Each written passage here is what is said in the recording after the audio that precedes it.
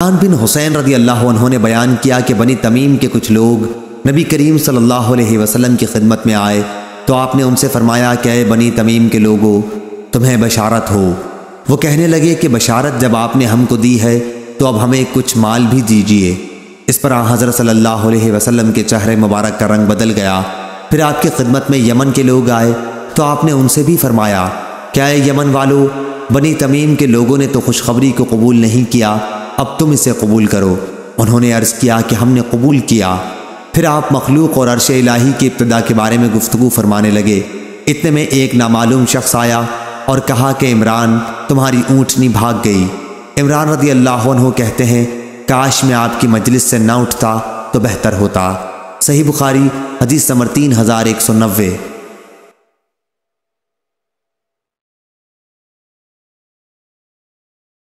جامع بن شداد نے بیان کیا، ان سے صفوان بن مہرز نے اور ان سے عمران بن حسین رضی اللہ عنہ نے بیان کیا کہ میں نبی کریم صلی اللہ علیہ وسلم کی خدمت میں حاضر ہوا اور اپنے اونٹ کو میں نے دروازے ہی پر باندھ دیا۔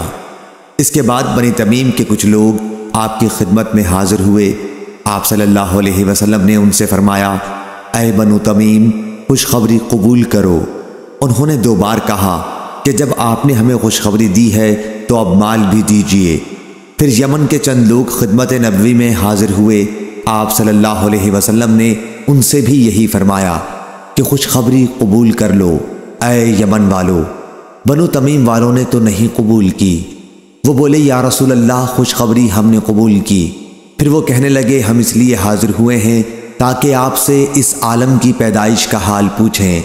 آپ صلی اللہ علیہ وسلم نے فرمایا اللہ تعالیٰ ازل سے موجود تھا اور اس کے سوا کوئی چیز موجود نہ تھی، اور اس کا عرش پانی پر تھا، لوح محفوظ میں اس نے ہر چیز کو لکھ لیا تھا۔ پھر اللہ تعالیٰ نے آسمان و زمین کو پیدا کیا۔ ابھی یہ باتیں ہو ہی رہی تھی کہ ایک پکارنے والے نے آواز دی کہ ابن الحسین تمہاری اونٹنی بھاگ گئی۔ میں اس کے پیچھے دوڑا، دیکھا تو وہ سراب کی آڑ میں ہے، میرے اور اس کے بیچ میں سراب حائل ہے، یعنی وہ ریت جو دھوپ میں پانی کی طرح چمکتی ہے۔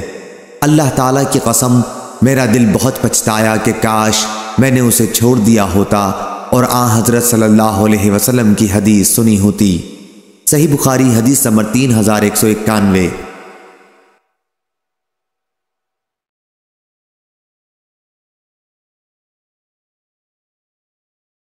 عیسیٰ نے رغبہ سے روایت کیا، انہوں نے قیس بن مسلم سے، انہوں نے طارق بن شہاب سے، انہوں نے بیان کیا کہ میں نے عمر بن خطاب رضی اللہ عنہ سے سنا، آپ نے کہا کہ ایک مرتبہ نبی کریم صلی اللہ علیہ وسلم نے ممبر پر کھڑے ہو کر ہمیں واعظ فرمایا اور ابتدائے خلق کے بارے میں ہمیں خبر دی، یہاں تک کہ جب جنت والے اپنی منزلوں میں داخل ہو جائیں گے اور جہنم والے اپنے ٹھکانوں کو پہنچ جائیں گے، وہاں تک ساری تفصیل کو آپ نے بیان فرمایا۔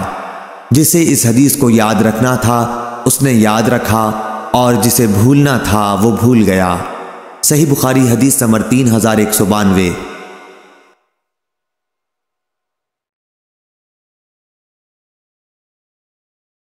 ابو احمد نے بیان کیا، ان سے سفیان ثوری نے، ان سے ابو زناد نے، ان سے اعرج نے اور ان سے ابو ہریرہ رضی اللہ عنہ نے کہ نبی کریم صلی اللہ علیہ وسلم نے فرمایا کہ اللہ تعالیٰ فرماتا ہے کہ ابن آدم نے مجھے گالی دی اور اس کے لیے مناسب نہ تھا کہ وہ مجھے گالی دیتا، اس نے مجھے جھٹلایا اور اس کے لیے یہ بھی مناسب نہ تھا۔ اس کی گالی یہ ہے کہ وہ کہتا ہے میرا بیٹا ہے، اور اس کا جھٹلانا یہ ہے کہ وہ کہتا ہے کہ جس طرح اللہ نے مجھے پہلی بار پیدا کیا دوبارہ موت کے بعد وہ مجھے زندہ نہیں کر سکے گا۔ صحیح بخاری حدیث نمبر 3193۔